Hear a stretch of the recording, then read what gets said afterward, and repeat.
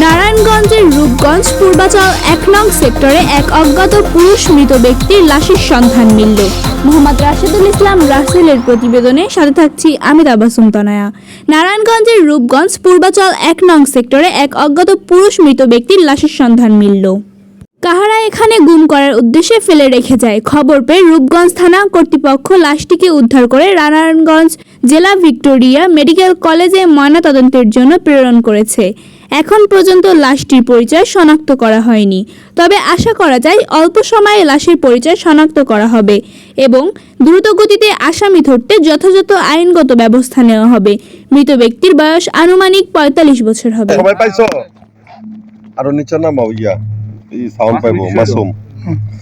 আজকে পূর্বাচলে এক যুবকের রক্তাক্ত মরদেহ পাওয়া গেল। এই ব্যাপারে একটু বিস্তারিত যদি বলেন। আপনাদের মতো আমি অনেক সংবাদ পাই, সংবাদ পেয়ে দ্রুত ঘটনাস্থলে চলে আসে। ঘটনাস্থলে এসে দেখলাম যে একজন কম বেশি ৪০ বছর বয়স্ক একজন যুবক তার মৃতদেহ পড়ে আছে। তার দেহে ধারালো অস্ত্রের একাধিক আঘাত আছে। ধারণা করা হচ্ছে দূরে কোথাও তাকে হত্যা করে গতকাল রাত্রে কোনো এক সময় এই খালি প্লটে এই মৃতদেহটা ফেলে গেছে। প্রাথমিকভাবে তার পরিচয় জানা গেছে সে কিশোরগঞ্জের করিমগঞ্জের অধিবাসী। আমরা বিস্তারিত তথ্য জেনে বাকি ব্যবস্থা গ্রহণ করতেছি। আপাতত লাশের শ্রোতাল করে আমরা মর্গে পাঠাচ্ছি এবং পরবর্তী আইনগত ব্যবস্থা প্রক্রিয়াধীন।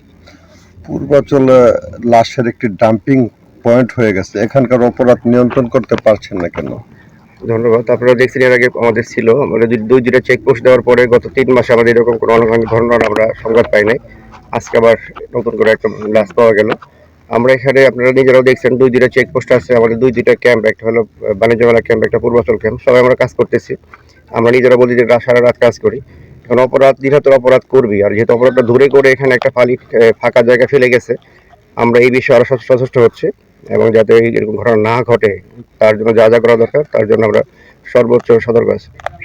তোমাদের কোনো প্রশ্ন আছে? না, ঠিক আছে।